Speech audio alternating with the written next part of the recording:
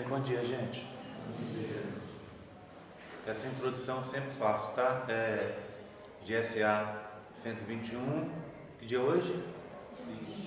20 de agosto, aula para a turma de medicina. Essa introdução facilita, porque essa aula ela é gravada e ela é colocada no YouTube. Então depois vocês podem entrar lá com Jerry Borges ou UFLA, Medicina, alguma coisa assim, e vocês conseguem acesso a essa aula, tá bom? Então fica mais fácil para quem perdeu aula, para quem quiser revisar alguma coisa, tirar alguma dúvida, quiser assistir de novo, matar saudade de mim, né? Fica disponibilizado. Normalmente essa aula de segunda até terça-feira eu disponibilizo e a aula de quarta até sexta-feira eu disponibilizo, tá bom? Fica guardado lá para quem quiser acessar e tiver alguma dúvida. Bem,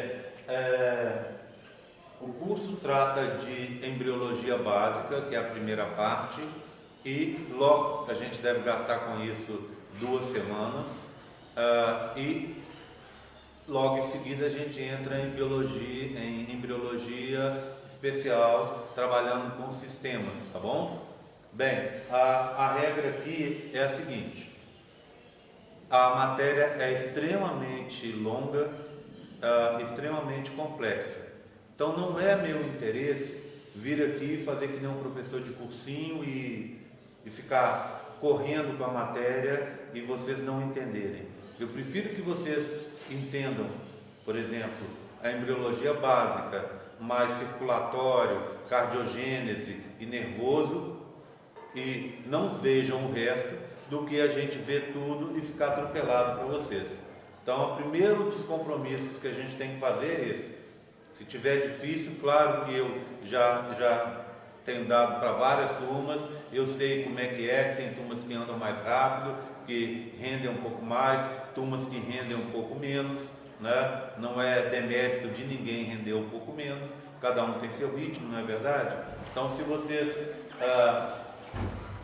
vocês tiverem com dificuldade, eu vou sentir, mas também, obviamente, estou aberto para que vocês possam me falar. Vai mais devagar, explica de novo, não entendi isso aqui, está confuso, pode falar quantas vezes for necessário, tá bom? Eu vou no ritmo, na hora que eu achar que está pesado, eu diminuo.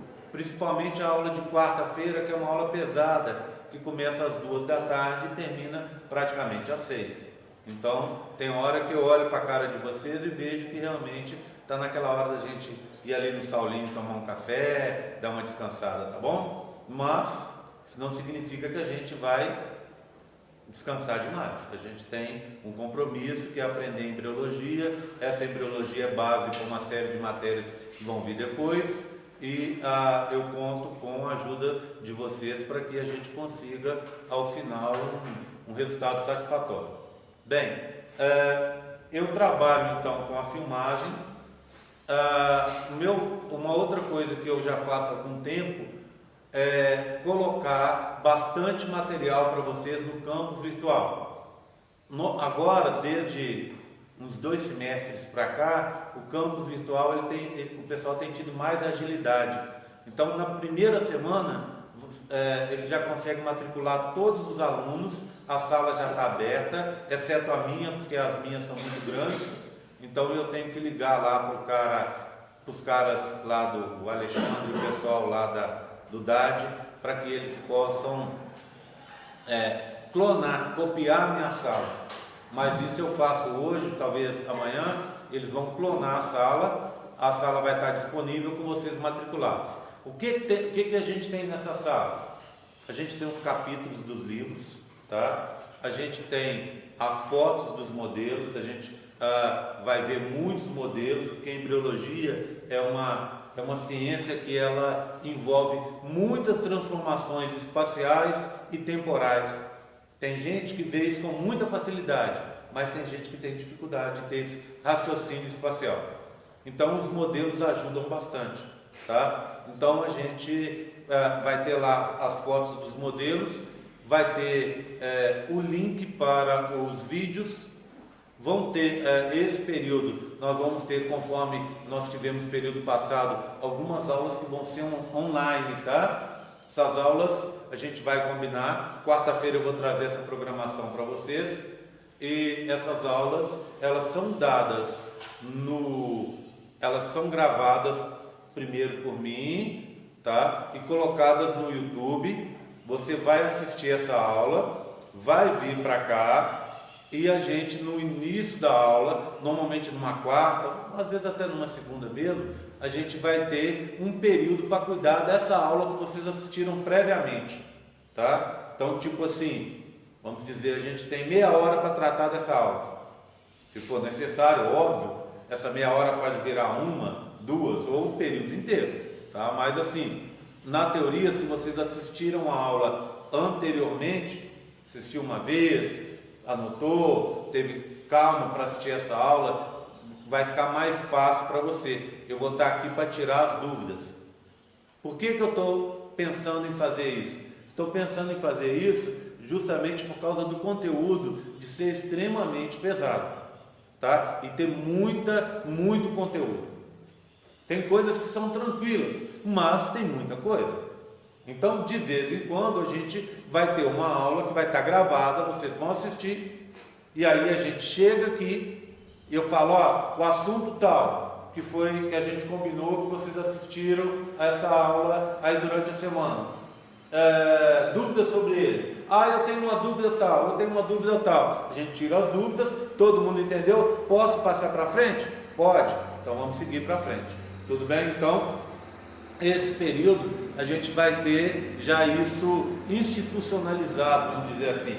Período passado os meninos tiveram algumas aulas assim, mas não foi, a gente foi combinando as aulas ao longo do período. Esse período eu quero fazer um pouco diferente, já deixar, gravar essas aulas o quanto antes. Se for aula que já estiver gravada, eu vou avisar vocês, tá? Aí você vai assistir essa aula com o tempo, assistiu a aula, tem alguma dúvida, a gente discute. Óbvio, as dúvidas não precisam ser tiradas só que não. A minha sala, vocês conhecem a sala ali da professora Cristina, não é? A minha sala é de frente da Cristina, tá bom? Então vocês me encontram ali terças-feiras, quintas-feiras, até a metade do período, sextas-feiras também. Então eu vou estar sempre por lá, não precisa fazer cerimônia não, é só chegar e entrar e a gente conversa, tá bom? Eu vou passar de uma vez o meu celular para vocês e vou pedir quem é o líder da turma. Já falta. Tá, pedir para ele ou para algum de vocês a gente já fazer um grupo lá do WhatsApp para embriologia, tá bom? Então fica mais fácil a gente se comunicar por lá. Eu me comunico muito via campo virtual, mas nem sempre, pelo menos no meu caso é assim, eu as mensagens do WhatsApp eu olho o dia inteiro. Agora o e-mail eu não olho o tempo inteiro. Eu olho 2, 3, 4 vezes ao dia, mas não olho com a celeridade que eu olho o WhatsApp. Então o WhatsApp é uma forma mais fácil da gente se comunicar. A gente faz um grupo durante o período do curso e a gente se comunica por ali. Serve para vocês tirarem dúvidas, serve para vocês comunicarem alguma coisa. Eu não vou poder vir porque aconteceu tal coisa, ou onde vai ser a aula X e tal. Então a gente comunica por lá, tá bom? Ok? Então, alguém pode fazer esse grupo para a gente? Você faz? Seu nome? Vitória vai fazer para a gente, tá? A Vitória faz, coloca o nome de vocês todos lá e depois eu passo o meu celular para a Vitória coloca lá e é o mesmo número de telefone meu fixo que vocês podem ligar para lá sem problema. Telefone fixo, telefone que eu uso, né? Tudo bem? Ok?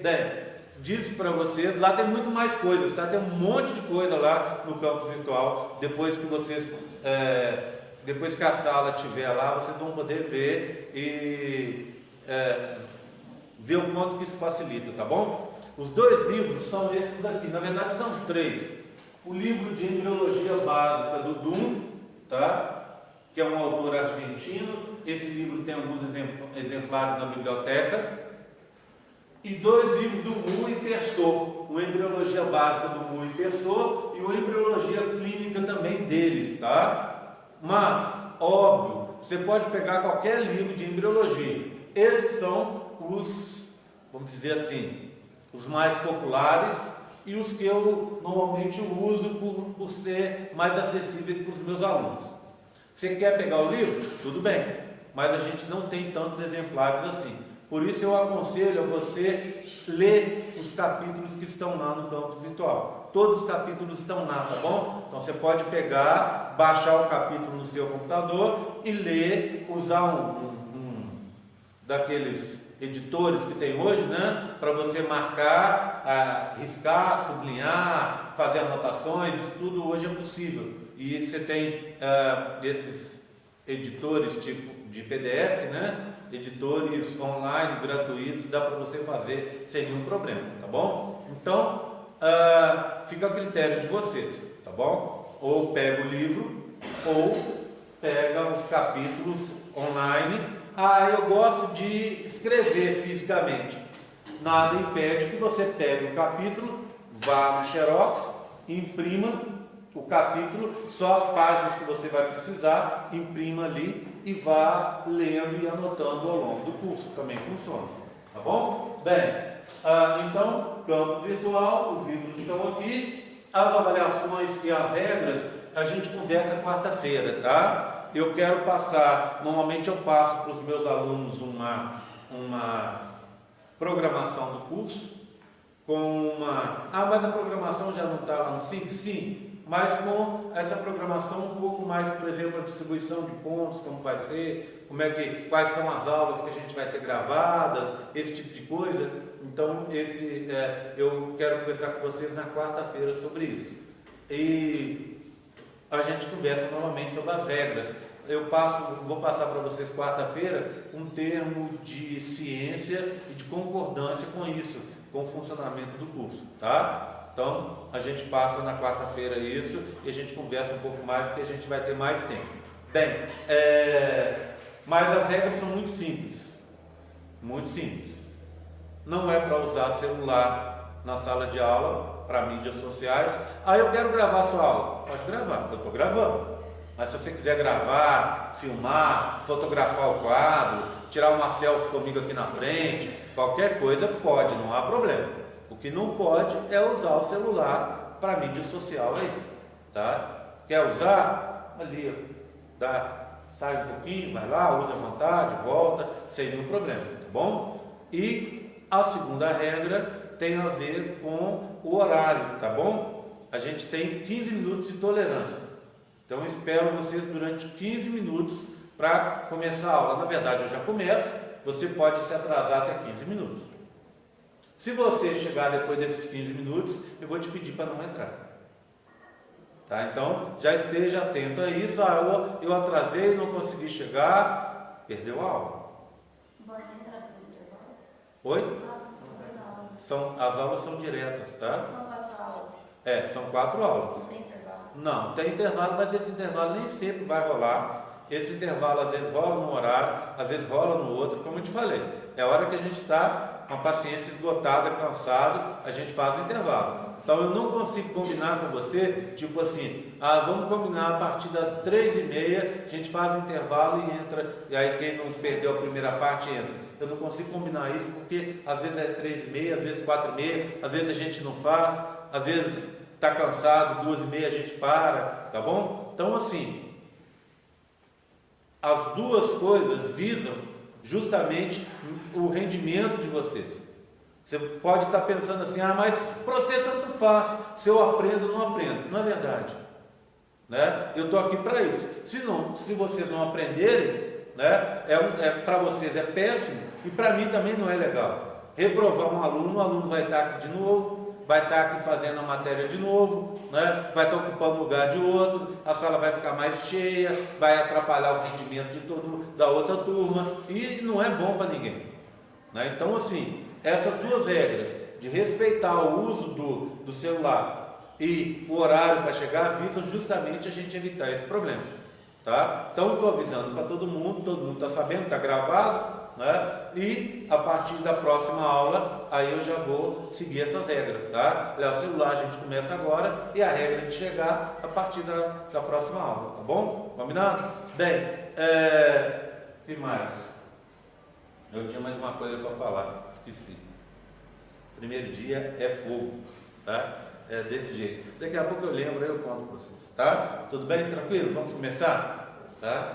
Era alguma coisa muito importante, mas assim, eu lembrei no meio da frase, eu estava lembrando, terminei a frase, foi embora. Bem, então vou começar assim. Vamos começar falando. Lembrei. Lista de chamada, tá? Eu faço chamada em todas as aulas. Hoje eu não tenho uma lista aqui. Então eu vou pedir para você emprestar uma folha para a gente aí e fazer uma listinha hoje, todo mundo anota o nome aqui para eu passar para a lista de chamada lá, tá bom? Combinado? Bem, então eu vou começar hoje falando sobre a primeira semana. A ideia é falar sobre uma semana em cada aula. Talvez na quarta-feira falar de duas, porque a gente tem uma quantidade maior de aulas. Mas tem assuntos que ficam um pouco complicados da gente falar. Então pode ser que às vezes a gente se alongue mais uma semana, às vezes a gente vai falar de uma semana mais rápido, varia de uma aula para outra. Vocês vão ver que existem duas opções de dar embriologia.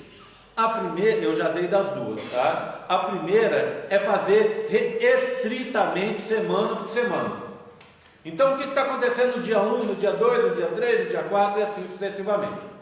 Aí eu trato de vários sistemas, várias estruturas que são formadas e ponto final. Tá? Na outra semana eu retomo o assunto. Então fica praticamente uma novela, né? Praticamente uma novela. Eu não gosto de fazer assim não. Eu prefiro fazer o seguinte. Eu prefiro tratar de um assunto inteiro do começo ao final. Por exemplo, ali pelo 14º, na verdade, mais fortemente no 17º dia, começa a formar o sistema nervoso. 7, 14, 21. Ou seja, a gente está formando no final da segunda semana, início da terceira, não é isso? O sistema nervoso ele começa aí. Vocês vão ver que quando eu for falar sobre segunda semana, terceira semana, eu não vou falar de sistema nervoso. Tá? Aí eu vou falar toda a embriologia até terminar o período embrionário, entrar pelo período fetal e não vou falar de sistema nervoso. Aí, depois disso, eu vou ter uma aula só sobre sistema nervoso. O que eu faço? Volto lá no 17º dia e venho trazendo semana por semana. Tá? Assim você tem uma visão geral da formação do sistema nervoso. Mesma coisa com o respiratório, mesma coisa com o cardio, com o digestório, etc, etc, etc. Tá? Então a gente vai fazer isso. Vai ir e voltar algumas vezes. Mas eu consigo dar para você uma embriologia básica toda, falando sobre os assuntos, saltando um ou outro. A principal coisa que vai faltar, vocês vão notar, é o sistema nervoso, porque ele fica bem visível a partir ali da terceira semana, mas os outros não atrapalham tanto assim. Aí depois disso a gente retorna falando de sistema por sistema, tá? Aí fica mais fácil porque você vê, por exemplo, o exemplo que eu dei de sistema nervoso, a neurulação, que é a formação da placa, a formação do sulco, formação do tubo neural, depois vem as vesículas, depois essas vesículas vão se diferenciando, formando as diferentes regiões do sistema nervoso e assim sucessivamente. Aí você consegue ter essa visão, entender como ele começou e até onde ele está indo. Mesma coisa em relação, por exemplo, ao digestório. Ele começa lá no dobramento. Aí a gente começa no final ali da quarta semana, a gente começa a falar do dobramento, fala do dobramento, fala da formação do sistema digestório primitivo, da diferenciação dele e assim sucessivamente, tá bom? Então, eu acho que esse é o jeito melhor de aprender. Tem muita gente aí na medicina que tem uma preocupação danada com data. Eu não vou me ligar muito a data, vou ligar mais a semana. Mas eu vou falar também de data aqui. Eu não preciso que você saiba que um evento começou exatamente no 17º dia. Eu preciso que você entenda que ele está ali dentro do contexto da semana. Tá? Mas, por que isso? Porque datas vão ser importantes mais para frente. Você vai ter obstetrícia aí para frente. Então você vai ter aí, o professor vai pegar, em cima desse conhecimento básico que você formou agora, ele vai chegar, ou ela, né? E vai te explicar mais aprofundadamente, em cima de data, etc, etc, tá bom? Então, não preocupe com data. Mas, obviamente, eu vou falar e você pode perguntar o tempo inteiro, não há problema, tá? Eu quero saber quando é que isso começou. Começa em tal dia. Em que dia nós estamos? Em tal dia. Vocês vão ver que os slides, eles têm as datas em que o evento está ocorrendo. Nos livros também tem. E nos modelos, quando eu estiver mostrando para vocês, eu vou procurar sempre falar da data, tá bom? Mas não é um pré-requisito.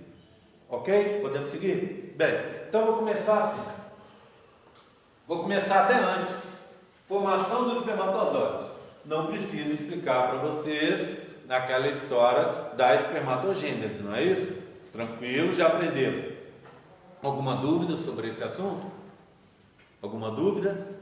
Vou falando, tá? Mas se surgir alguma dúvida, é só parar a aula no meio aí e eu paro e explico, tá bom? Isso é para qualquer tema.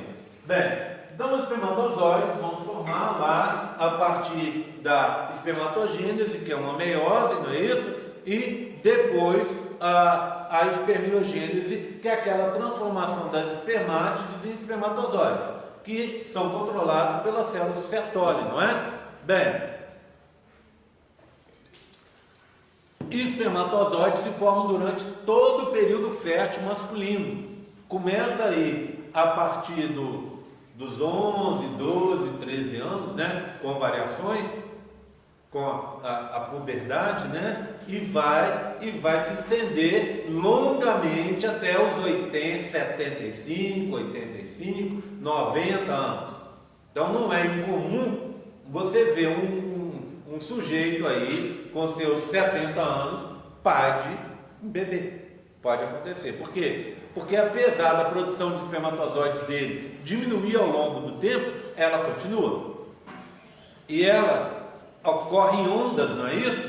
Então, existe todo um padrão que descreve como acontece esse processo. Mas, basicamente, pensa aí nos túbulos seminíferos, que são extremamente longos, né? Se você pegar, você teria dentro ali de um lóbulo testicular, você vai ter em torno de 2 a 4 túbulos seminíferos. Alguns podem atingir um comprimento de 80 centímetros. Imagina, o testículo todo é isso aqui, não é? Então, lá dentro dele você tem em torno de 40 a 50 lóbulos. Dentro de cada lóbulo, de 1 a 4 túbulos seminíferos, alguns chegando até 80 centímetros. Neles acontece produção de espermatozoide o tempo inteiro. O tempo inteiro. Então a gente produz muito espermatozoides. Por que a gente produz tantos espermatozoides assim? Eu gosto, nesse caso, de emprestar uma noção da ecologia. Eu fiz ecologia eu sou biólogo, sou formado na UFMG e fiz ecologia no meu mestrado. Então, um dos termos, e no doutorado, eu mexi com biologia celular e tecidual na USP. Fiz doutorado em biologia celular e tecidual. E o meu pós-doutorado nos Estados Unidos, no Texas, foi sobre câncer, que foi o motivo do meu trabalho, da minha tese de doutorado na USP. Na USP eu mexi com melanoma e nos Estados Unidos, lá no Texas, eu mexi com linfoma e leucemia, trabalhei com isso. Então, sai de um lado para o outro. Então, de vez em quando, esse meu conhecimento do mestrado em ecologia me ajuda bastante. Nesse ponto, por exemplo, eu me lembro de uma definição da ecologia dos estrategistas R e estrategistas K. Já ouviu falar disso? O estrategista K somos nós. Nós temos poucos filhos e cuidamos dos filhos até eles se desenvolverem, né? Às vezes até mais do que isso, não é? Tem cara aí com 40 anos sendo cuidado pelo papai e pela mamãe. Então, esse é o estrategista K, que tem pouca prole e investe no cuidado da prole. O estrategista R, por exemplo, são as bactérias, por exemplo, são os roedores, por exemplo, são muitos dos peixes que produzem muita prole, larga a prole por aí, investe em quantidade, não em qualidade, e espera que essa quantidade, no final, acabe sobrevivendo a alguns indivíduos para aquela história do fitness, lembra disso, né? Para manter o fitness do indivíduo. O fitness de um indivíduo, que é a adaptabilidade dele, ela só é contada nos netos. Então, você tem o seu filho, esse seu filho, quando ele tiver um neto, aí você o que? Obteve um fitness positivo. Por quê? Porque aí já é problema do seu filho, com o filho dele, passar para frente a informação genética. Então, o estrategista R, ele investe em quantidade. E, de certa forma, adaptando a teoria, nós homens somos estrategistas R. Por quê? Porque nós produzimos grande quantidade de espermatozoides. A gente chega a produzir numa ejaculação média em torno de 250 milhões de espermatozoides. Não é incomum a gente produzir até 400 milhões de espermatozoides numa ejaculação.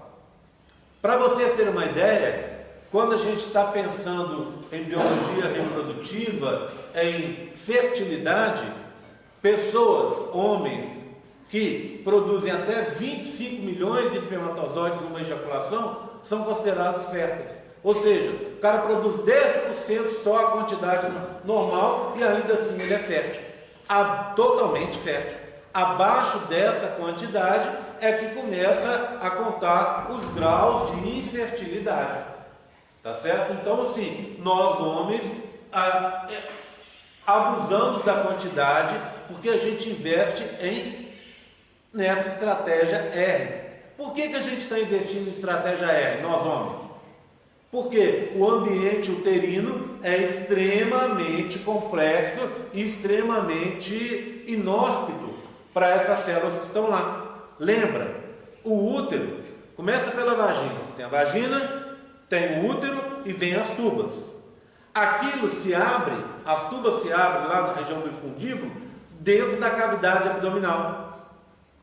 Vocês sabiam que essa cavidade abdominal é uma área que a gente tem, essa cavidade que é revestida pelo peritônio parietal, e que tem um peritônio visceral no seu interior, que fica entre os dois peritônios, não é isso? Aonde ficam as vísceras ali. Essa cavidade era uma cavidade desprotegida. Ela é, em comparação com outras regiões do organismo, extremamente desprotegida. Então, na teoria, uma bactéria poderia entrar via vagina, útero, tuba e cair na cavidade peritoneal e ali causar uma septicemia. Concorda comigo? Já que ali está desprotegido. Bem, por que isso não acontece normalmente? Porque isso é raro de acontecer. Porque a menina investe em formas de proteger aquela região. A acidez elevada é uma, não é? Então a menina produz uma quantidade grande de secreções, de glândulas presentes na vagina, no colo do útero, no corpo do útero também, produz secreções.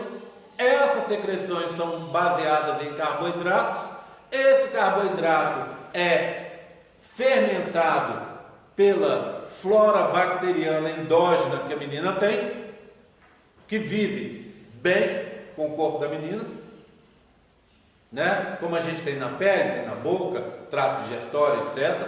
Então, vive todo mundo bem ali, né? Dentro de certos limites, e aí eles fermentam esse carboidrato da secreção das glândulas endometriais e vão acidificar o ambiente. Para vocês terem uma ideia, fica num pH em torno de 4. pH em torno de 4 já é um pH de um ácido, é um ácido fraco. Para você ter uma ideia, todo mundo acha que já fez algum dia, já viu no colégio, aquele experimento com a Coca-Cola, de você pegar um osso e colocar ali, né? Coca-Cola, todo mundo fala, e é verdade, você não pode tomar muito, porque não só o açúcar, o sal, as coisas que tem ali, mas a acidez em si vai corroer os seus dentes, vai manchar seus dentes, né? Então assim, é um ácido, e ali você tem um ácido a nível da Coca-Cola praticamente, e aí a nível de um vinagre praticamente. Então, para você ter uma ideia, isso aí vai matar as bactérias e vai matar também os espermatozoides. Então vai te proteger, mas vai matar os espermatozoides. Por isso que se investe em quantidade. Tem as reentrâncias do útero, né, e das tubas, onde os espermatozoides podem ficar perdidos. Você tem também o tampão mucoso cervical, que também é uma barreira extremamente complexa. Isso tudo acaba dificultando a chegada dos espermatozoides lá na ampola, no local da fecundação. Então, esses espermatozoides vão ser produzidos em grande quantidade para superar esse problema. E mais ainda, olha que bacana, é uma forma que a gente tem de evitar problemas genéticos. Vamos conversar sobre uma anomalia genética? Aqui não é aula de genética ainda, né? Mas vamos conversar sobre uma anomalia genética? Bem, vamos conversar sobre chances. Chances de você sair ali fora e ser fulminado por um raio. Eu já vou deixar vocês irem na frente hoje, tá? 1 em 1 milhão. Não é comum, concorda? Mas todo mundo tem um caso na sua cidade. Aquele fulano tomou, o raio caiu na cabeça do fulano, ou daquele cara que mora lá não sei aonde. Mas é uma chance em 1 milhão. Uma chance maior, uma chance menor. Uma chance menor de você ganhar na Mega Sena. Todo dia tem propaganda, né? Sabe a chance? É 50 vezes menor. É 1 em 50 milhões. Ou seja, é 50 vezes mais provável um raio cair na sua cabeça do que você ganhar na Mega Sena. Olha só. Tudo bem? Bem, vou trazer para cá. Chance de você ter um filho com síndrome de Down. Vou pegar uma menina, por exemplo, da idade de vocês aí, vamos pegar uma idade de 20 anos, pronto. Qual a chance dessa menina ter um filho com síndrome de Down? Vocês sabem? Varia de população para população. Mas vamos chutar o número aí, médio, de 800 a 1000. Ou seja, a cada 1000 nascimentos de meninas com 20 anos, um é de uma criança com síndrome de Down. Tá vendo? Então assim, a cada 1000, um é síndrome de Down. Então não é incomum. Não é incomum. É a síndrome genética mais comum que a gente tem. Tá? Bem, tudo bem?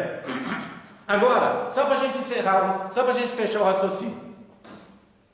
Está fazendo medicina, quer se formar, vai fazer uma residência, vai fazer um mestrado, vai fazer um doutorado, vai comprar aquele apartamento que você quer, vai comprar aquela casa que você quer, aquela casa na praia, vai viajar pelo mundo como você quer, vai comprar aquela lancha para você passear na represa, vai comprar aquele helicóptero para você ir até a represa, é claro, né?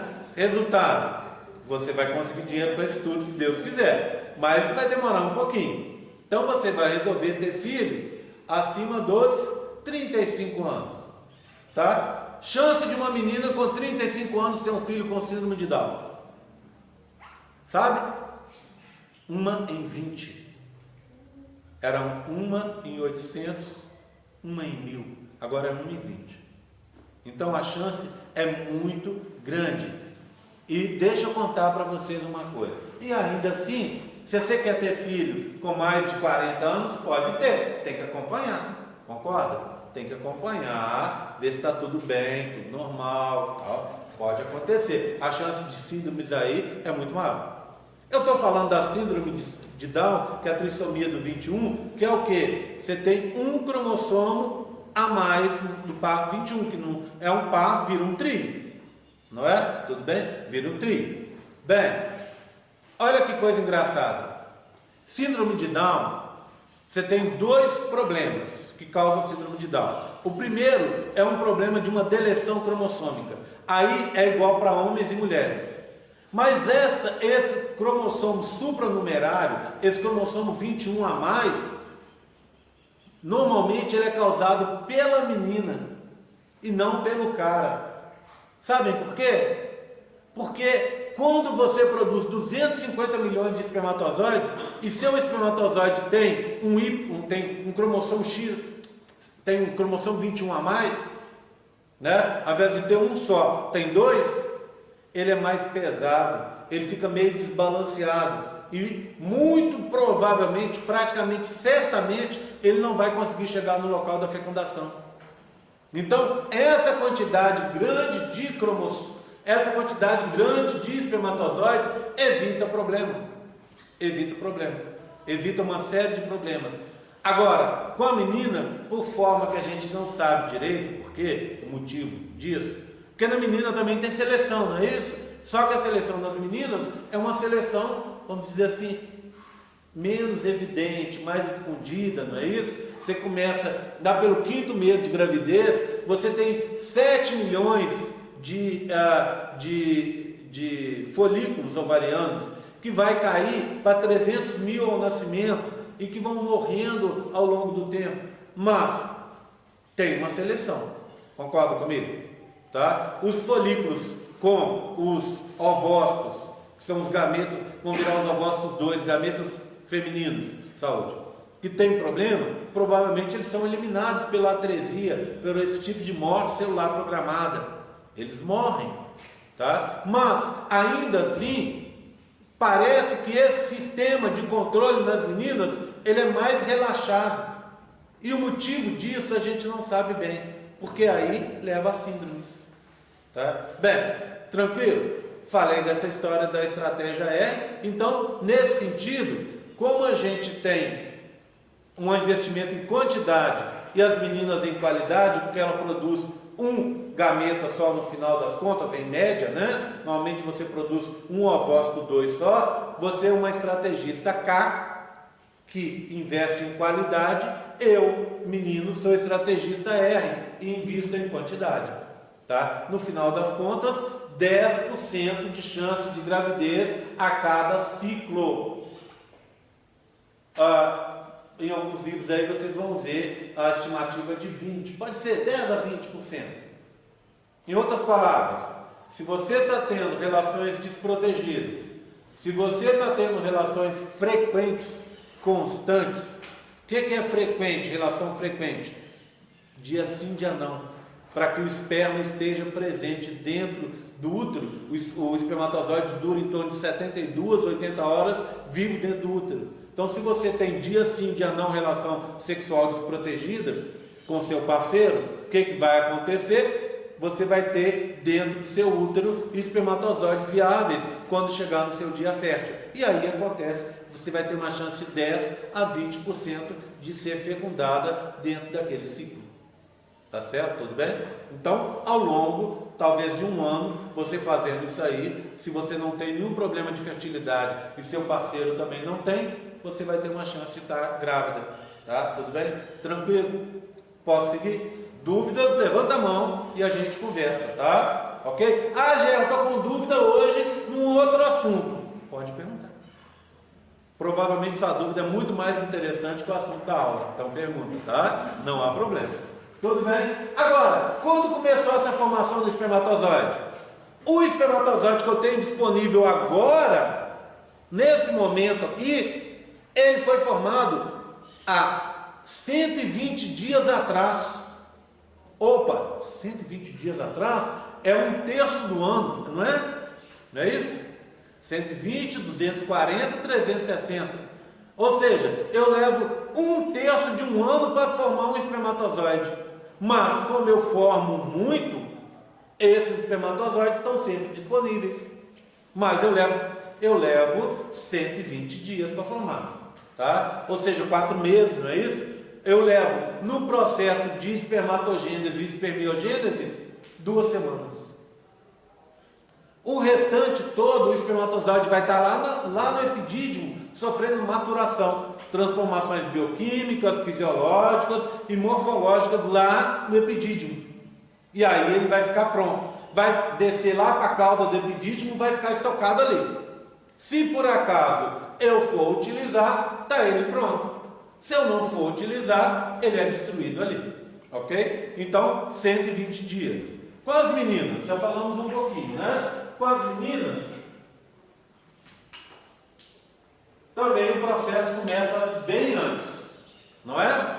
As meninas, o processo de ovogênese das meninas é diferente do nosso. Por quê? Por alguns motivos. O primeiro deles é o que eu gosto de chamar, as meninas dão a paradona e a paradinha, né? O que é isso? A paradona é aquela parada longa lá no dictióteno. Lembra? O nome da parada de dictióteno não é fase da meiose 1. Lembra da fase da meiose 1? Lesipa de di, leptóteno, zigóteno, diplóteno, paquítono, diacinese. Não é isso? Né? Dictióteno não é fase, é parada. É parada entre o diplóteno e o paquítono, a parada. Tá? Aí para ali. Você então começou o quê? Começou com a multiplicação clonal. Multiplicação clonal é um jeito chique de falar de mitose, tá? Nome chique para falar. Ao invés de eu falar mitose, eu falo multiplicação clonal. Ou seja, você começou com as células mais primitivas do grupo que são os gonócitos. Esses gonócitos sofreram mitose e começaram a se relacionar com as células que estavam no ovário, formando os folículos. E aí, quando você chegou lá no 5º mês de gravidez, dentro da barriga da sua mãe, você tinha em torno de 7 milhões desses conjuntos, desses folículos em crescimento, em maturação. Aí começou uma morte celular programada. Lembra das mortes celulares programadas? Vocês já aprenderam no básico, não é isso? Você tem as duas mais conhecidas, são a apoptose, que é a célula morrendo sozinha, tá? E dos tecidos, que é a necrose. E essa necrose normalmente relacionada com alguma patogenia, mas pode estar envolvido ser um processo natural também do nosso organismo, tá? Mas existem outras formas de morte celular programada. Uma delas é a atresia, em que não morrem tecidos e não morrem células, morrem conjuntos de células. Então nessa atresia morre o folículo inteiro, com todos os seus componentes. Lembra dos componentes do folículo? As tecas externas, teca interna, as células foliculares ou da granulosa, e lá dentro você vai ter o gameta feminino em fase de desenvolvimento, tá? Os ovócitos, ovócito 1, ovócito 2 e assim por diante. Bem, quando você está na fase de ovócito 1, você começou o processo de meiose, entra na prófase 1, imediatamente assim que entrou na prófase 1, parou geral e vai ficar dali até a sua puberdade, a menarca, não é isso? Quando começa o ciclo reprodutivo feminino. Aí aos 12, 13, 14 anos, às vezes aos 8, varia de menina para menina, não é? Mas então, essa parada que seguramente vai levar alguns anos, tá? É o que eu estou chamando de paradona. E os seus gametas vão continuar na paradona até o ciclo terminar lá na menopausa. 40, 45, 50 anos. Pronto. Então, em cada ciclo, grupos são ativados. Eles são ativados, saem desse dictióteno, dessa paradona e vão seguir. Tá? Por quê? Já que eu falei mais cedo sobre a história da síndrome de Down, da trissomia do 21, por que acontece a trissomia? Porque quando você fica, menina, nessa parada tão longa, de vários e vários anos, quando vai reiniciar o processo, você pode ter um problema de separação. Separação, o pessoal da genética gosta de usar um nome bonito, não é separação, é disjunção. Então é não disjunção, tá? Ou seja, ao invés de separar um 21 para um lado, outro 21 para o outro, os dois foram para o mesmo lado. Então aqui deu um cromossomo extranumerário e aqui deu uma unissomia, concorda comigo? Faltou um cromossomo. Bem, aí dá a síndrome de Down, tá bom? Ok? Bem, genético vai vir para frente. Bem, aí dá essa paradona. Em cada ciclo, em torno de uns 20 a 30 são reativados.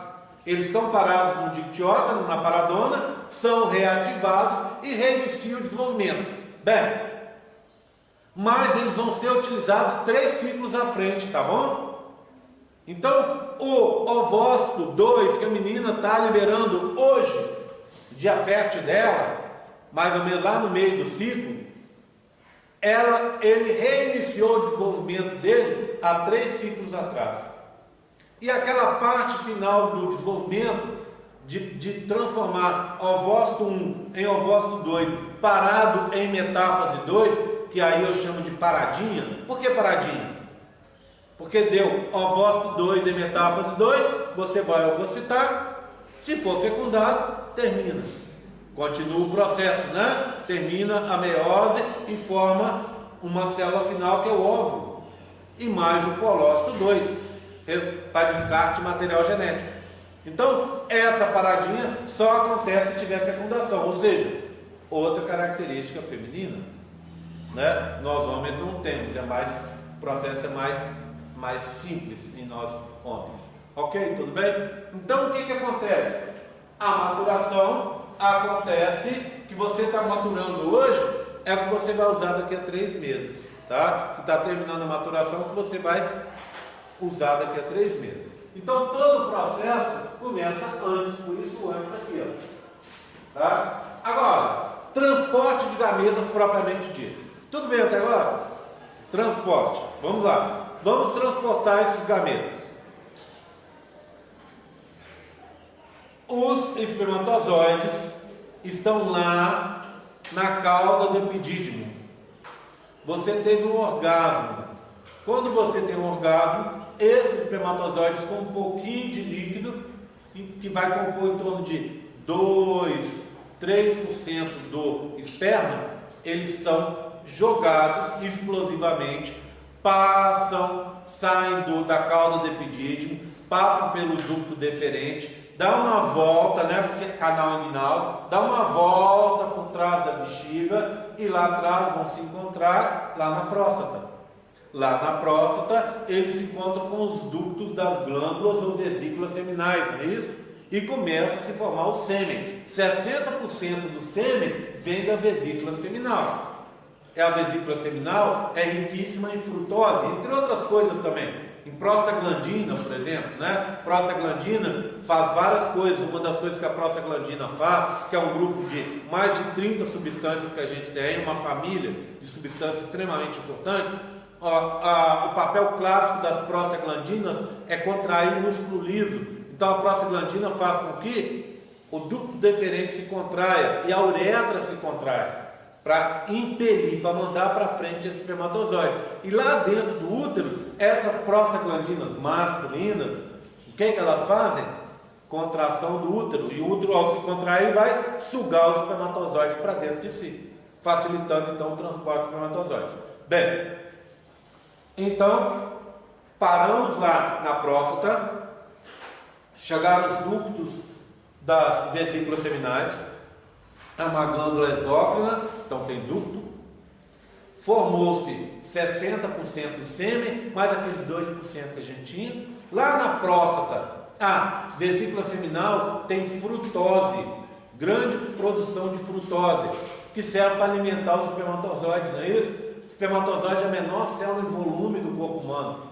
Ela, a gente diz que é igual um vírus que a gente usa aí, é um veículo de transporte, né? Então ele é uma célula super simplificada só para transportar o material genético masculino que está ali dentro. Então ele não tem lugar para estocar energia. Por isso, a energia que ele tem vem do sêmen, da frutose, e ele vai fermentar essa frutose para que ele possa se movimentar, bater a cauda. Bem, aí ele vai receber dentro dessa região também, assim que juntou o ducto da vesícula seminal com o ducto deferente, formou um ducto pequenininho que fica dentro da próstata, que se chama ducto ejaculatório. Ele vai receber o conteúdo da próstata, que vai formar 25% do sêmen que está sendo liberado ali. Próstata também, mais de 200 compostos são liberados no sêmen. Mas o principal que eu quero falar para vocês aqui agora, tem prostaglandina também, olha, prostaglandina, glândula próstata.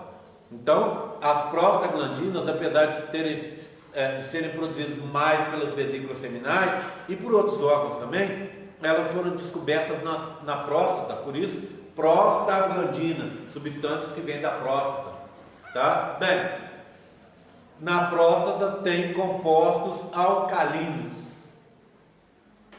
Esses compostos, eles vão inativar falei mais cedo, a acidez da vagina, do fundo da vagina e do útero, permitindo a passagem dos espermatozoides para o interior do útero. Então, isso é uma das funções da próstata. Engraçado, na hora que vocês forem ler e às vezes chama atenção, um dos marcadores da próstata é uma enzima que se chama fosfatase ácida. Não PSA também, tá? Fosfatase ácida. Essa fosfatase ácida, então você pensaria, a próstata está produzindo enzimas, substâncias alcalinas, mas o marcador dela é uma fosfatase que é a ácida. Isso não é um contrassenso? Não é. Porque na verdade a próstata tem, como eu disse para vocês, mais de 200 compostos, a maioria deles alcalinos. E o marcador específico dela é a tal da fosfatase ácida. Tudo bem? Bem, depois a gente vai falar, daqui a pouco eu vou falar sobre o PSA, tá? Que você citou aí. Bem, então, passamos em seguida, assim que sai da próstata, esses espermatozoides caem na uretra, o sêmen, o esperma cai na uretra, vai ser levado pelo pênis afora e depositado no fundo da vagina. Na base do pênis vai chegar o último componente do sêmen, que é o componente das glândulas de Cooper, não é isso? As bulboretrais.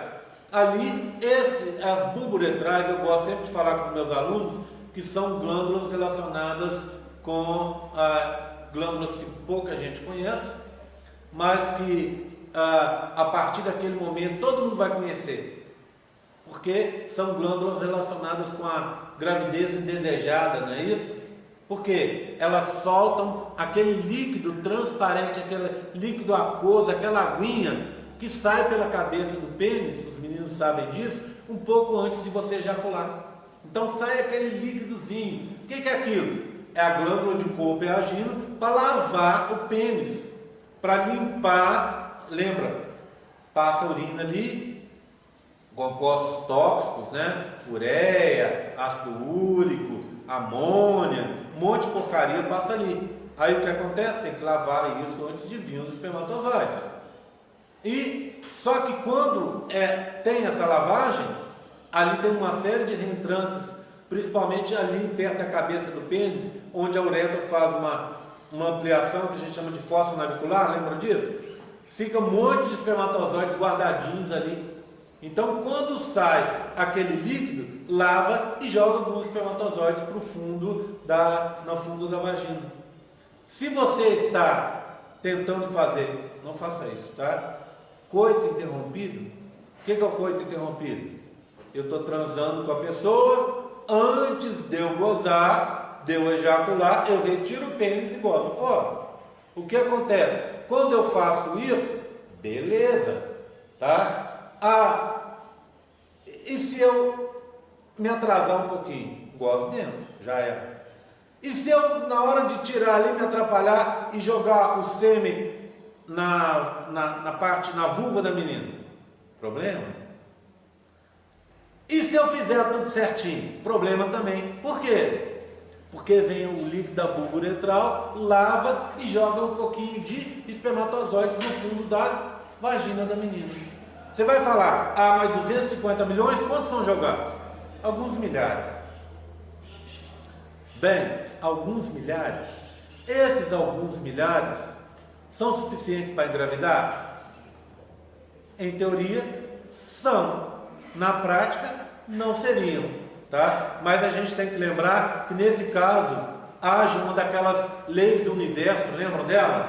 Lei de Murphy, que quando tem que dar errado, vai dar errado. Então, tem dois espermatozoides, mas Murphy age em cima, protegendo esses espermatozoides até eles fecundarem.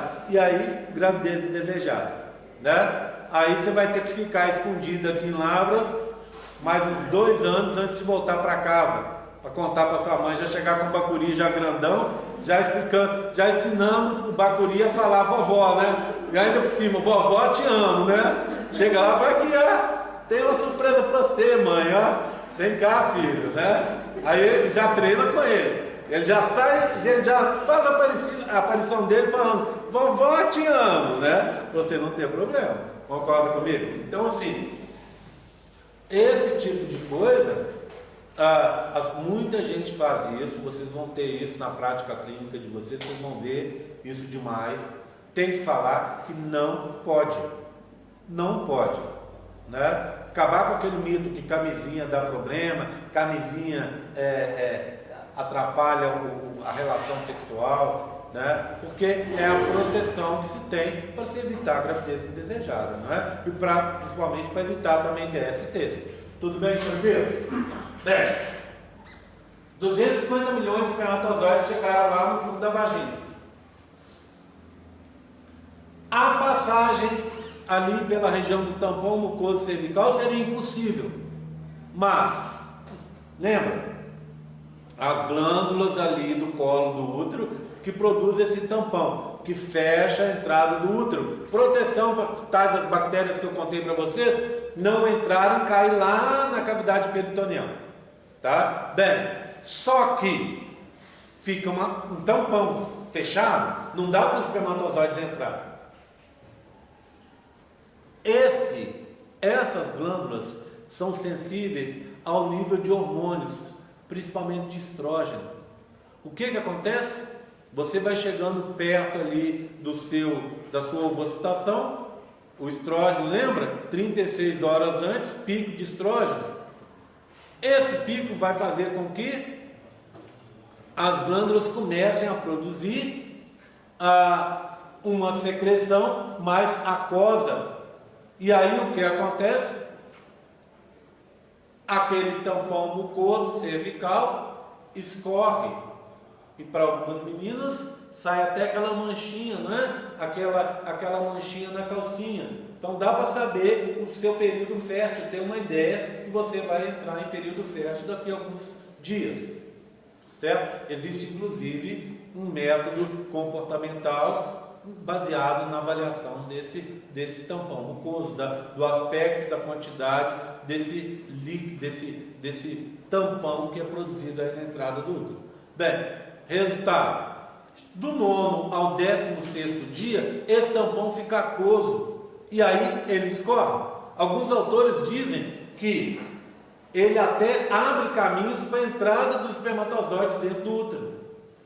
Ele facilita, faz vias para a entrada dos espermatozoides. Não sei, tá? Sabe por quê? Se você fizer uma medida da quantidade de espermatozoides que chegaram ali no corpo do útero, passaram pelo canal cervical e chegaram no corpo do útero, de 250 milhões, você vai ter 100 mil espermatozoides só. Você vai falar, pô, mas é espermatozoide pra caramba. É. Mas se faz uma conta aí para você ver. 250 milhões para 100 mil, ou seja, você perdeu 99,9% dos espermatozoides. Eles morreram nessa passagem, não chegaram lá. E o ambiente é extremamente inóspito. Por quê? Porque ali é cheio de células de defesa. É uma cavidade aberta. Então vamos colocar células de defesa, principalmente neutrófilos ali, estão ali para dar com pau. O que acontece?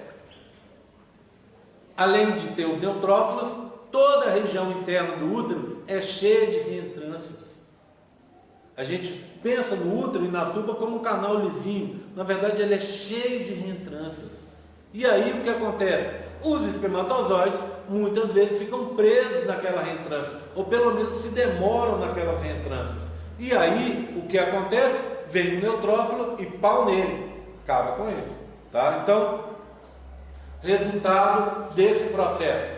Se você fizer agora uma nova medida lá no istmo, a primeira região da tuba, não é isso? Né? Segunda, na verdade, né? Você tem a região intramural e depois o istmo.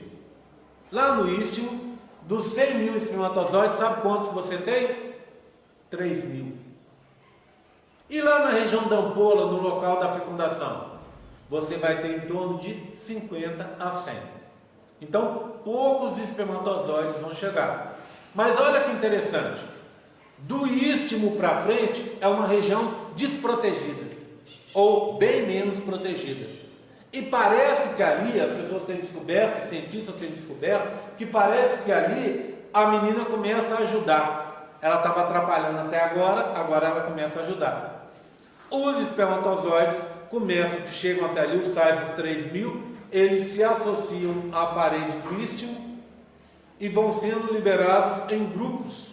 Então, quando a gente fala que chegaram 50 para fecundar e um só fecundou, a gente tem que saber se esses primeiros 50 não conseguiram, uma nova leva de mais 50, de mais 100 é liberada daqui a pouco, e assim sucessivamente, tá? Para permitir com que ocorra a fecundação. Já que eu estou falando disso, eu vou voltar atrás para falar sobre o PSA que eu tinha prometido para o seu nome? Para o Saulo. Bem, tem uma outra onda de espermatozoides também que tem a ver com esse processo de transporte de gametas e que começa lá na liberação dos espermatozoides no fundo da vagina. Primeiro dia, fogo.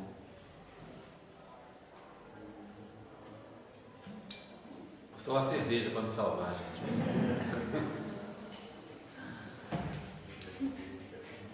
Bem,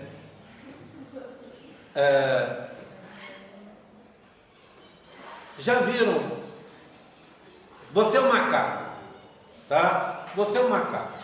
Você vive num bando. Tem um macaco que domina, que é um macaco que a gente chama macaco alfa, tá? Os animais que vivem em bando a gente designa o dominante, o macho normalmente dominante, pode ser fêmea também, tá? Alguns lugares são dominados por fêmeas, uma sociedade matriarcal. Normalmente a gente eu quero nesse caso falar dos machos dominantes. Tem um macho alfa, um monte, e tem uma fêmea alfa, que é aquela que domina as fêmeas. Esse casal alfa são os que dominam, é o que tem acesso aos frutos melhores, aos alimentos melhores, ao lugar de dormir melhor, tá? Por quê? Porque normalmente o macho alfa, se alguém criar caso com ele, ele senta a porrada e resolve o problema dele, né? Agora, esse macho alfa tem outra característica, outra vantagem. Ele é o primeiro a cruzar com toda a fêmea que tiver no cio, no estro. Ele é o primeiro a ter possibilidade de cruzar. E quando ele cruza, claro que ele não pensa geneticamente, mas nasce aquele monte de macacos bacuris lá, né, os piquititicos lá, ele já pensa, isso aqui é tudo filho meu, vou cuidar, tudo filho meu, tudo minha família, né? E aí, realmente a maioria dele. Mas existem outros macacos no bando. O que esses macacos fazem? Vê bem. Então a estratégia do macho é exercer a prioridade de transar, de copular com as fêmeas em primeiro lugar, tá? O outro macaco, também macho, macaco beta, por exemplo, não é o que manda, mas é o vice, vamos dizer assim. O que o vice faz? Ele é mais esperto, ele não é o mais forte, então ele desenvolve outras características. Por exemplo, ele cuida das fêmeas, dá a mãozinha para a fêmea subir no galho, cuida dos filhotes, fica ali, protege também e tal, mas ele é mais próximo das fêmeas. Para quê? Para que quando ela estiver no seu período fértil, e ele estando perto dela, ele descobre, às vezes primeiro que o alfa, ele copula com ela primeiro. Ou mesmo que o alfa tenha copulado, ele espera um momento ali para copular também.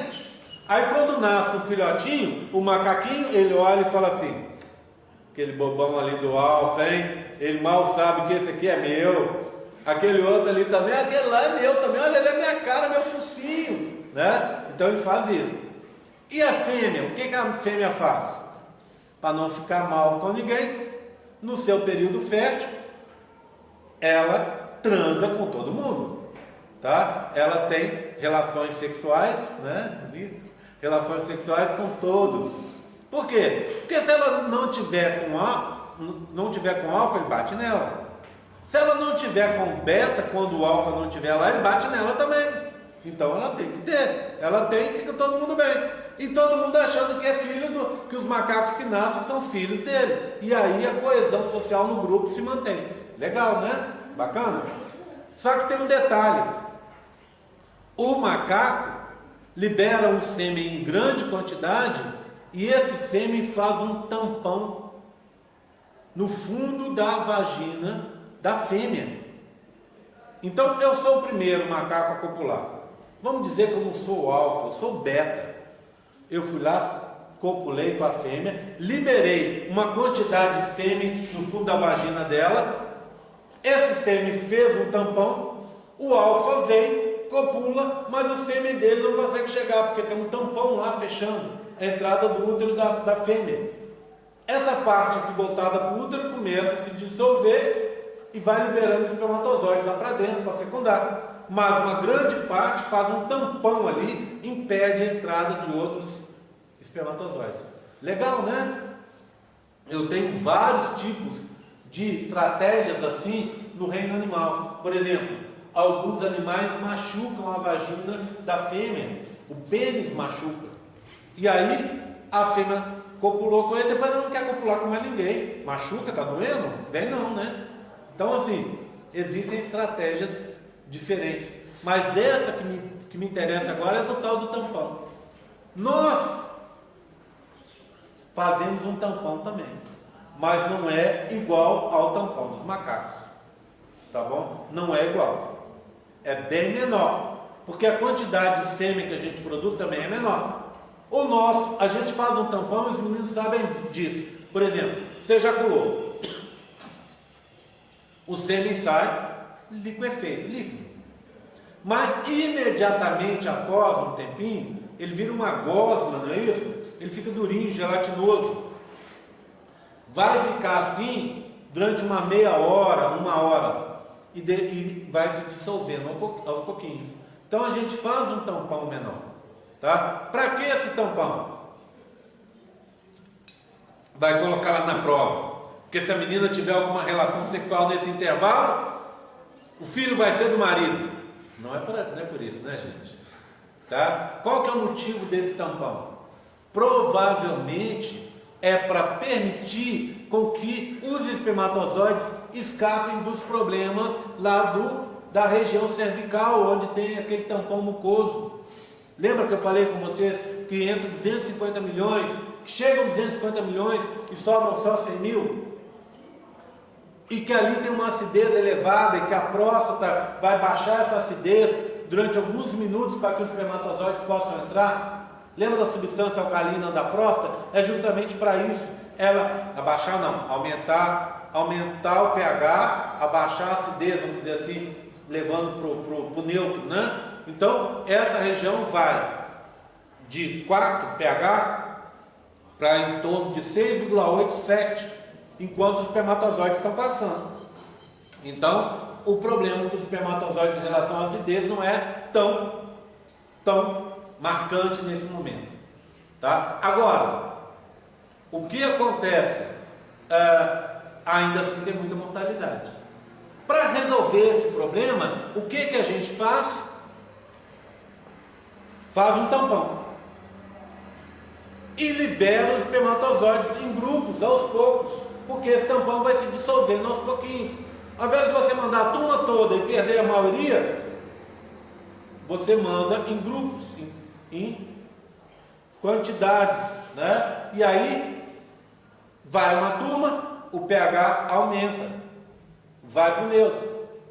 Vai uma turma, daqui a pouco o pH vai para o neutro de novo. Vai outra turma, o pH vai para o neutro. E os espermatozoides vão tendo a chance de passar pelo tampão mucoso cervical, por essa região cervical que é extremamente complicada. Como é que funciona?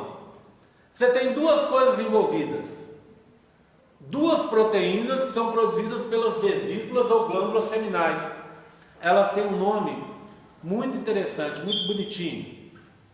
Elas se chamam semenogelina. Semeno de sêmen. Gelina, geleia, porque elas transformam o sêmen numa geleia. Semenogelina. Tá? Semenogelina A e B, produzido pela vesícula seminal. E o que acontece com ela? Como é que você faz esse tampão? Sabe aquele sistema de coagulação do sangue de fibrina? Se você olhar esse tampão, ele tem uma malha de fibrina, de fora a fora, uma malha. E quem que está unindo? São o quê? Proteínas filamentosas longas, uma outra aqui, outra lá. Quem que está unindo essas proteínas filamentosas? A semenogelina. Ela gruda uma na outra. E aí ela faz essa malha tridimensional que vai sequestrar, prender os espermatozoides e fazer o tampão. Tudo bem? Então a semenogelina faz isso. Só que a semenogelina, para ela fazer isso, ela vai sequestrar um íon que é extremamente importante, que é o zinco. Então, além de fazer a malha, ela sequestra o zinco.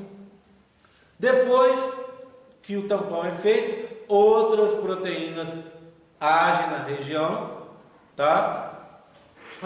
Fazendo com que haja são quelantes, né? Eles vão cortar o zinco. Então imagina, está a semenogelina aqui com o zinco e a malha, segurando a malha ali. Aí vem esse quelante e corta o zinco, separa o zinco, tá? O que esse zinco livre faz? Ele vai ativar o PSA. PSA é o antígeno prostático sanguíneo, que é aquele do teste de sangue, para você ver, é um dos marcadores, por isso que o Saulo falou certo também, é um dos marcadores da próstata, marcadores da saúde da próstata. Por exemplo, você pode fazer um teste de sangue agora com PSA, se o seu PSA der elevado, você pode estar com um problema na próstata. Você vai pensar assim, mas coisa de problema de próstata é coisa de gente velha, acima dos seus 50 anos, é coisa para o meu pai, não é para mim. Tudo bem, mas gente jovem também tem câncer, tá? Então, ele é um marcador da saúde da próstata, certo? O PSA. Só que o PSA, nesse caso, tem um outro papel. Ele vai pegar, assim que ele foi ativado pelo zinco, que foi liberado da semenogelina, o que esse PSA faz? Começa a cortar, a quelar, a destruir as seminogelinas. E ao quebrar as seminogelinas, o tampão começa a se desfazer. E olha que incrível! A seminogelina inteira atrapalha. Eu hoje peguei o celular da minha mulher para sair de manhã. Aí ela já me ligou, achei que ela vinha buscar, já é coisa do serviço dela ligando aqui. Então o que acontece? A seminogelina inteira é um problema para os espermatozoides. A seminogelina quebrada, não. Parece que os pedacinhos de seminogelina facilitam, segundo alguns autores, a passagem dos espermatozoides pela região aí do tampão mucoso cervical. Olha que interessante, tá? Então, voltei atrás para contar a história do tampão. Tudo bem por enquanto? Tudo bem até aqui? Posso ir cortando? Bem, aí o que aconteceu? O espermatozoide chegou lá na região da ampola. O que ele tem que fazer? Ele tem que atravessar aquelas estruturas que estão envolvendo o ovócito 2, não é isso? Para isso, descobriu-se o seguinte, que o espermatozoide vai bater o flagelo. Vamos até consertar uma coisa? O espermatozoide tem flagelo? Tem. mas o flagelo fica envolto por uma série de proteínas e por uma membrana. Então, o correto é a gente dizer que o espermatozoide vai bater a cauda. Quem tem flagelo é a bactéria, isolado, né? Não é um flagelo envolto por proteínas e por membrana. Então, o espermatozoide bate a cauda e no interior da cauda tem um flagelo. Sabe o que eles descobriram? Que a batida da cauda do espermatozoide é importante nesse momento. Que o espermatozoide, para chegar lá na ampola, ele vai se valer de 2 movimentos: batimento dos cílios, que estão no epitélio do endométrio, feminino, portanto, né?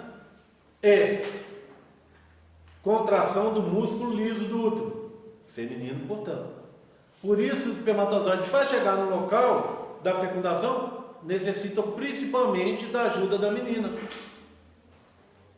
Ah, mas sempre ouvi falar que o espermatozoide se movimenta batendo no flagelo?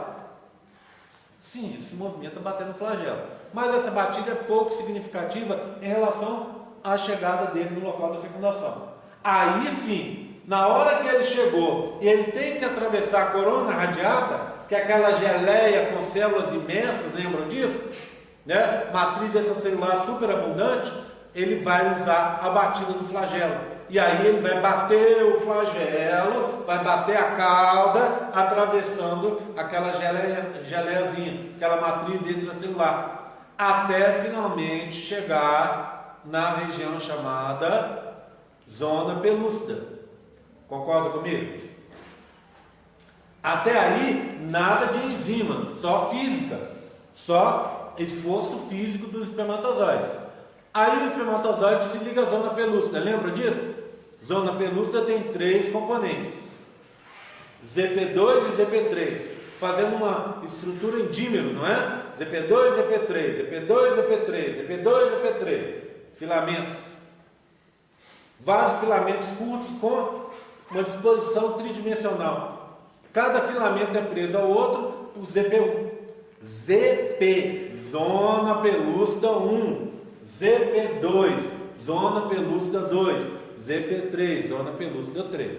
São glicoproteínas, ou seja, um arcabouço grande de carboidrato com pedacinhos de proteínas unidas em cada um. Bem, o espermatozoide se liga ao ZP3, inicialmente. E depois, parece que ele se liga ao ZP2. Algumas pesquisas estão indicando isso, tá? Bem, a ligação ao ZP3, ela é preponderante, ele tem que ligar ao ZP3, senão não tem fecundação. Ele se liga ao ZP3, parece que depois tem uma segunda etapa em que o ZP2 tem a ver com a história. Ele se ligou e aí vai ter a reação acrossômica. O que é a reação acrossômica? É a liberação do conteúdo do capuz acrossômico ou do acrossomo, aquele lisossomo gigante que cobre o núcleo do espermatozoide, que está na extremidade da cabeça do espermatozoide. Eu estou falando lisossomo gigante, mas eu estou sendo incorreto. Na verdade, o acrossomo é a união de centenas de milhares de lisossomos, que são formados, lembra? Golgi, retículo endoplasmático, Golgi, forma a vesícula lisossômica, ela se une com outra, com outra, com outra, e aí se forma aquele capuz lisossômico ali, aquele capuz acrossômico. E aí, quando o espermatozoide se ligou ao ZP3, libera o conteúdo do acrossomo, e aí faz um buraco. Por esse buraco, ele atravessa e vai passar para dentro. O espaço mais interno, depois da zona pelúcida, é o que a gente chama espaço perivitelino, não é? Espaço perivitelino fica entre a zona pelúcida e a membrana plasmática do ovócito 2, aquele espacinho. Aí nesse momento, por esse buraquinho, pode entrar 2, 3, 4, 5, vários espermatozoides. Eles ficam girando por ali, ó, ali naquele espaço, até que o primeiro consiga se ligar finalmente a um receptor da membrana plasmática do ovócito 2. Quando se liga, imediatamente a história muda. Por quê? porque assim que se liga, acontece o que a gente chama bloqueios da polispermia, tá? Só um minutinho, deixa eu só dar uma olhada aqui.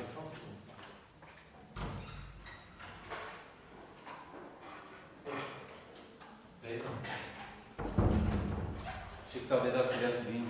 Bem, o que é esse bloqueio da polispermia? Poli é muito, esperma e espermatozoide. É o bloqueio que evita a entrada de mais de um espermatozoide, uma fecundação dupla no mesmo ovócito. Se acontecer essa fecundação dupla, o que acontece? Eu tenho aluno que fala assim, vai dar gêmeo. Claro que não. Vai acontecer uma trissomia. E trissomia na espécie humana, em 99,99999% dos casos, dá em nada. Essa célula morre. Tá? Então, para evitar acontecer esse problema dessa fecundação dupla, o que a gente faz? O bloqueio da polispermia. O primeiro que a gente chama bloqueio rápido. O que é esse bloqueio rápido? É simplesmente alterar a carga da membrana. Ela vai ficar permeável ao cálcio. E o cálcio ondas de cálcio começam a entrar para dentro do ovócito 2. Essas ondas de cálcio vão alterar a polaridade da membrana, concorda? Que vai ficar mais positiva internamente. Resultado, alterando essas cargas da membrana, você vai esconder o ligante do espermatozoide.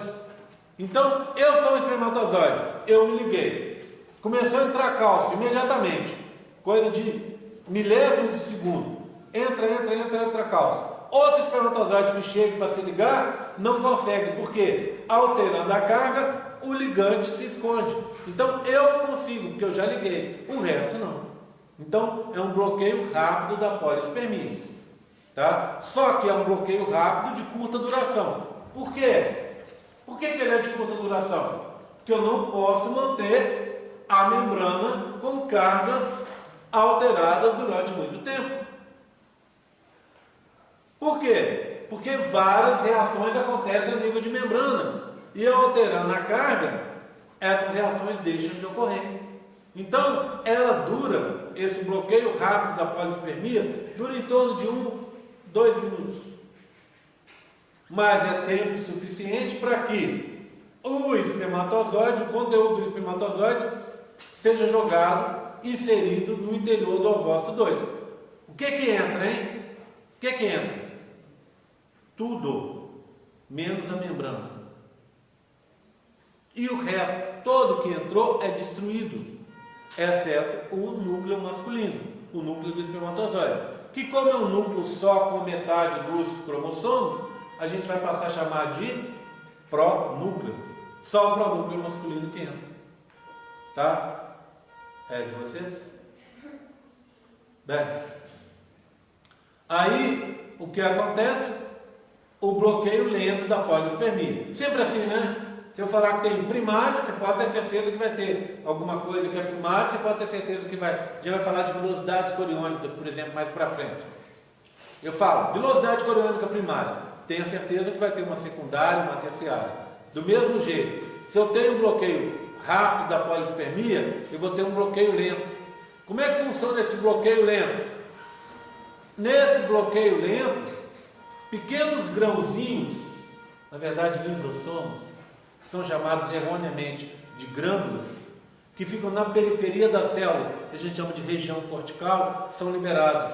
Esses glândulos corticais são liberados quando o primeiro espermatozoide joga o seu conteúdo para dentro.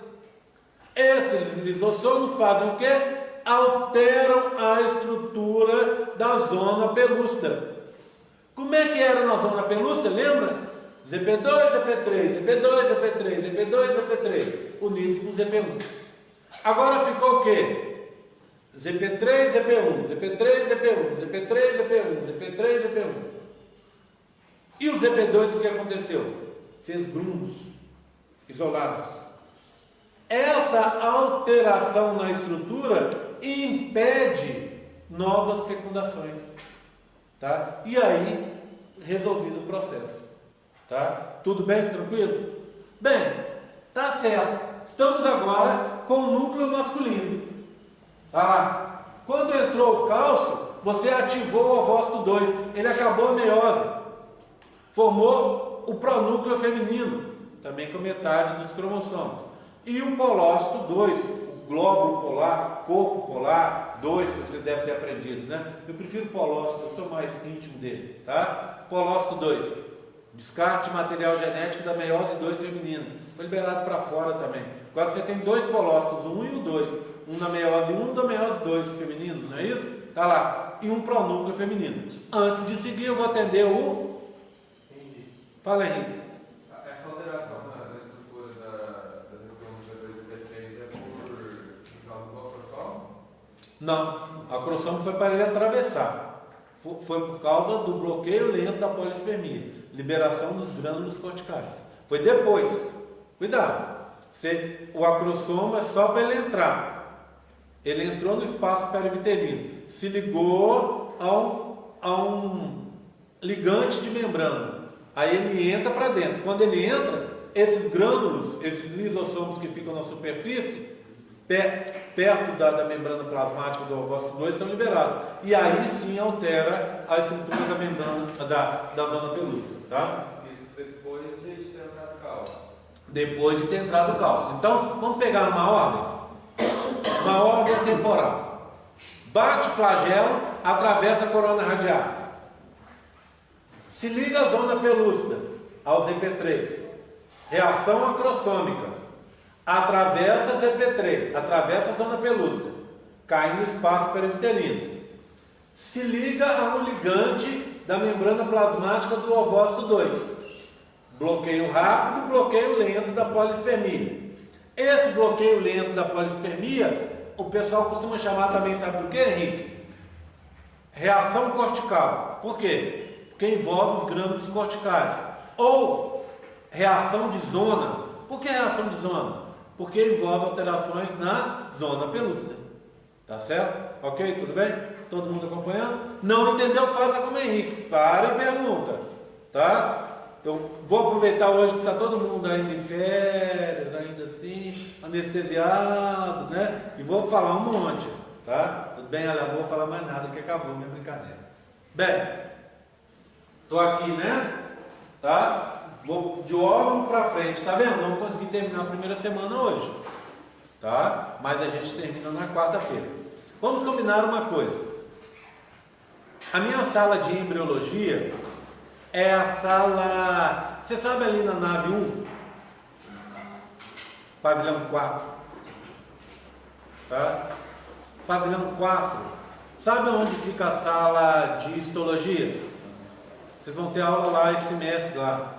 Né? A minha sala é do lado, de êmbrio. Eu acho que é PV 4-5.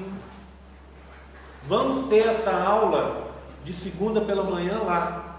Tá combinado? Por quê? Porque a sala fica vazia e lá eu tenho os modelos para mostrar para vocês. Alguém deve estar se perguntando: ah, mas por que já não colocou direto? Porque a Cristiane e o Lucas preferem dar aula aqui. Então por isso que não muda. Mas eu já combino com vocês que a partir de segunda-feira que vem a aula é lá, tá? Então a Vitória vai fazer o grupo do WhatsApp pra gente e a gente se comunica sobre isso, só para lembrar vocês, tá? Agora, quarta-feira é aqui, porque tem aula lá, infelizmente. Então, na quarta-feira, que é a aula mais longa, eu costumo ver se eu trago algum... Vocês sempre estavam aqui, semestre passado, aqui à tarde, aqui, vocês me viam sempre correndo com aquelas caixas com os modelos para lá e para cá. Muitas vezes era para trazer para a medicina aqui. Então, eu trago os modelos, porque os modelos ajudam demais. Tá vendo isso tudo que eu falei hoje? Tem modelo disso tudo. Então, na quarta-feira eu vou ver se eu mostro os modelinhos para a gente estar revisando essa história e para vocês entenderem melhor. Ok? Tudo bem? Até o semestre passado, eu andei fazendo uns questionários, tá? Os questionários da matéria para serem feitos e para dar uns pontinhos para vocês. Esse semestre eu estou na dúvida, estou tendendo a não fazer o questionário. O questionário é muito legal, sabe por quê? Porque o questionário, a gente combina ele antes da aula, para você fazer antes da aula. Gente, faz uma diferença enorme você ter estudado antes. Então, o que eu estava fazendo com os alunos? Eu dava o questionário, o aluno fazia o questionário, assim ele estudava antes da aula, e como é muita matéria e é muito corrido, ele chegava aqui já afiado ou com as dúvidas dele para que o negócio andasse melhor. E aí eu dava um pontinho nesse questionário. Semestre passado foram 7, e eu distribuí pontos, eu acho que alguns pontos para esses questionários, tá? Esse semestre eu estava pensando em fazer alguma coisa diferente, porque esse questionário é bom para vocês, mas é horrível para mim, que dá uma canseira corrigir esse negócio. Nossa Senhora! Então eu estou pensando em fazer alguma coisa diferente, mas ainda não resolvi. Pode ser que eu chegue na quarta-feira e fale, tem questionário, tá? Ou pode ser que eu fale, troquei o questionário por outra coisa, tá bom? Então, independente se é questionário, se é outra coisa, por favor, gente, aqui é todo mundo adulto, todo mundo, ninguém é calouro, todo mundo já sabe como é que as coisas, como é que toca o barco, né? Então a gente tem muita matéria, essa matéria ela é dada toda, tá? O máximo possível dentro do limite de vocês e vai ser cobrada depois. Então estude antes da aula, tá? Os livros já estão disponíveis, os capítulos vão estar disponíveis para vocês. Pega lá, estuda e venha já com a matéria estudada. Senão fica extremamente difícil você acompanhar a aula. Essa primeira parte é bobeirinha, mas tem aula que eu dou que, se você for olhar no livro, são 150 páginas. Tá? Aí, numa tarde de quarta-feira, eu dou um capítulo de 150 páginas e dou outro de 70 páginas. Fica apertado. Claro que você tem que aprender a fazer uma leitura, eu já estou encerrando, tá? Uma leitura esperta do assunto. Tem coisas lá que eu não vou falar, não dá